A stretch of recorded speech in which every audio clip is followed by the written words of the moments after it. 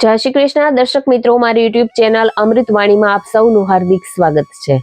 આજે આપણે આ વિડીયોમાં સાંભળીશું વિશ્વકર્મા પુરાણની કથા। જે મનુષ્ય પ્રભુ કૃપાની આ લીલાનું શ્રવણ કરે છે તેને પ્રભુની માયાનો મોહ સ્પર્શી શકતો નથી અને તેના સર્વે બંધનો દૂર થાય છે। સર્વે મનોરથો સિદ્ધ થઈને અંતે મોક્ષ ગતિને પ્રાપ્ત કરે છે। વળી આ લીલાનું સતત પઠન કરનાર મનુષ્ય સર્વે પુરુષાર્થને પ્રાપ્ત કરે છે અને મનુષ્ય લોકમાં તથા સ્વર્ગ લોકમાં બંને સ્થળે શ્રેષ્ઠ સુખ ઉપભોગ કરે છે।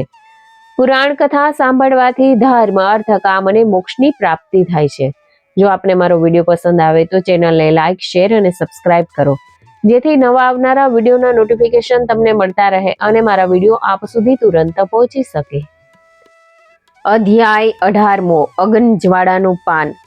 પ્રભુ યોગી પુરુષોને સિદ્ધિ આપનારા છે। તેમણે સમાધિ ધારણ કરી પ્રભુ વિશ્વકર્માએ દુર્વાસા મુનિના ક્રોધાગ્નિથી બળી રહેલ વિશ્વને જોયું।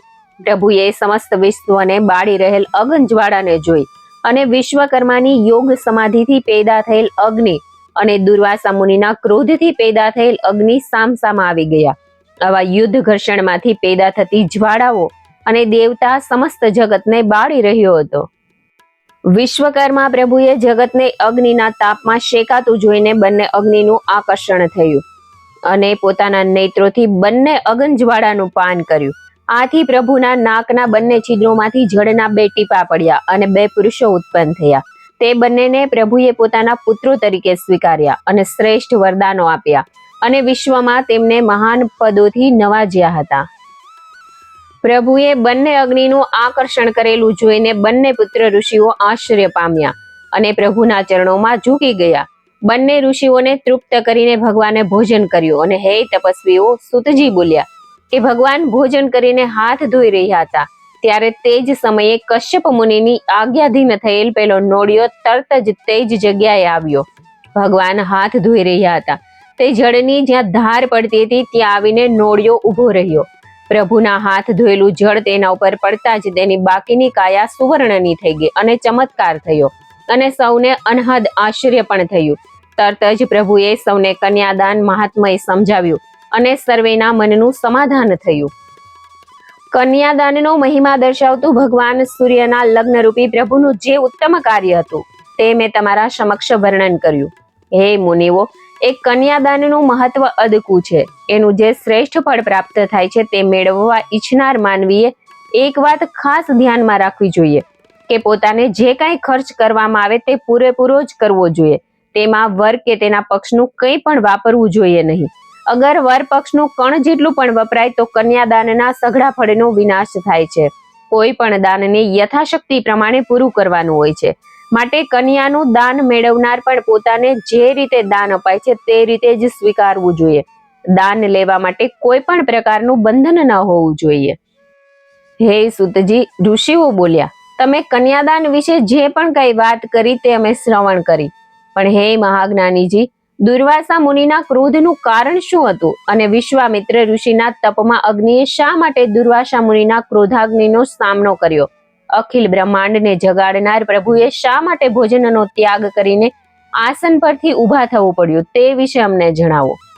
સૂત પુરાણી બોલ્યા કે તમારા મનની ઈચ્છાઓ જાણીને મને આનંદ થાય છે। ભલા ભગવાનની લીલા સાંભળતા કોણ થાકે તેમ છે। ભગવાનની આજ્ઞાથી પ્રભુની માયા વિવિધ કાર્યો કરે છે અને માનવીને મોહ પેદા થાય છે, પણ એ માયા મમતામાં નહીં ફસાવા જે ભગવાનના ગુણગાન ગાય છે તે સંસારના તમામ બંધનોથી મુક્ત થઈ જાય છે। વિશ્વકર્મા પ્રભુએ પોતાની પુત્રીના લગ્નમાં અખિલ બ્રહ્માંડમાં વસતી જળ ચેતન સમસ્ત સૃષ્ટિને આમંત્રણ આપીને બોલાવી હતી અને સૌએ આનંદથી લગ્નનો લાહવો લીધો હતો। સર્વને નિમંત્રણ આપવાનું કામ વાસુદેવને સોંપ્યું હતું। દેવોના ભંડારી કુબેરને અને ક્રોધાગ્નિ સમાન દુર્વાસા મુનિને આમંત્રણ આપવાનું વાસુદેવ ભૂલી ગયા હતા। કુબેર શાંત સ્વભાવના હતા। તેમણે વિચાર્યું કે વિશ્વકર્મા પ્રભુ તો અખિલ બ્રહ્માંડનું કલ્યાણ કરનારા છે, તેમને કોઈની સાથે વેરઝેર નથી। તેમણે મને શ્રેષ્ઠ આવાસ બનાવીને આપ્યો છે। અગર આમ બનવું પામ્યું ન હોત તો દાનવો દેવોનો ખજાનો મારી પાસેથી લૂંટી લેત અને મારે જવાબ આપવો પણ મોંઘો પડત।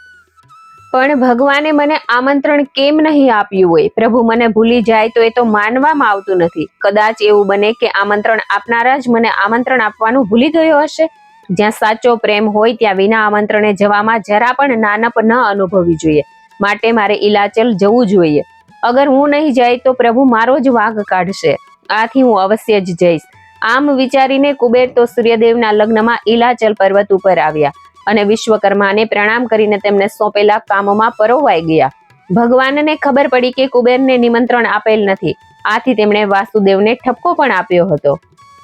હવે દુર્વાસા તો અતિ ક્રોધી હતા. ઇલાચલ પર્વત પર સૂર્યના લગ્ન થાય છે એ વાતની તેમને ખબર પડી. એ લગ્નમાં હાજર રહેવા સૌને વિશ્વકર્માએ આમંત્રણ આપ્યું છે, પણ પોતાને આપ્યું નથી. આથી તે અતિ ક્રોધિત થયા અને આ અપમાનનો બદલો લેવાને તેઓ પ્રભુ સામે તૈયાર થયા. તેમણે વિચાર્યું કે મને સૂર્યના લગ્નમાં અટકાવનાર વિશ્વકર્માને સખત સજા કરવી જોઈએ, નહીતર આ સૃષ્ટિમાં મારો માન મોભો જળવાશે નહીં અને મારું મહત્વ શું રહેશે. અને દુર્વાસાએ અતિ ભયાનક ક્રોધ ધારણ કર્યો અને વિચાર્યું કે પોતાના દુશ્મન એવા વિશ્વામિત્ર જે ક્ષત્રિય છે છતાં દેવર્ષિ થઈ ગયા છે, તે જ આ મારા અપમાનના કારણરૂપ હોવા જોઈએ. તેમણે જ વિશ્વકર્માને ભરમાવ્યા હશે કે દુર્વાસા તો અતિ ક્રોધી છે, તેમણે મહોત્સવમાં બોલાવવો નહીં, નહીતર અનર્થ થઈ જશે. આમ વિચારીને દુર્વાસા મુનિ ક્રોધથી ધ્રુજી ઉઠ્યા અને આગ રૂપે પેદા થવા લાગ્યા. એ આગને તેમણે આજ્ઞા કરી કે હે અગ્નિ, તું વિશ્વામિત્રને તેમના આશ્રમ સહિત બાળી નાખ. અને દુર્વાસા મુનિની આજ્ઞા થતાં જ અગ્નિ વિશ્વામિત્રના આશ્રમ તરફ રવાના થયો. આશ્રમમાં જતા એ અગ્નિએ રસ્તામાં આવતા ગામ, નગરો, વન, ઉપવનો વગેરેને બાળતો પ્રલય સમાન ભયાનક પ્રલય કરતો આગળ વધવા લાગ્યો. આ બાજુ સમાધિમાં બેઠેલ વિશ્વામિત્રીએ દુર્વાસાના ક્રોધરૂપી અગ્નિને જોયો અને સમાધિમાં સઘળી હકીકત જાણી લીધી. સકળ સૃષ્ટિને બાળી નાખતો એ અગ્નિની સામે તેમણે પોતાના તપના ફળરૂપ અગ્નિને મોકલ્યો. આ રીતે બંને અગ્નિ સામસામા આવી જતા પરસ્પરના ઘર્ષણથી પ્રગટ થયેલ અગન જ્વાળાઓ અને તેમાંથી ઝરતા તણખા, ધગધગતા અંગારા ત્રિલોકને બાળવા લાગ્યા હતા. આથી સમસ્ત વિશ્વમાં હાહાકાર મચી ગયો. જીવ માત્ર જીવ બચાવવાને વિશ્વકર્મા પ્રભુની સ્તુતિગાન કરવા લાગ્યા અને સૌના કરુણ પોકારો પૃથ્વી ઉપર છવાઈ ગયા. અને પ્રભુ ઇલાચલ પર ભોજન કરવાની શરૂઆત કરતા હતા ત્યાં તે સંભળાયા.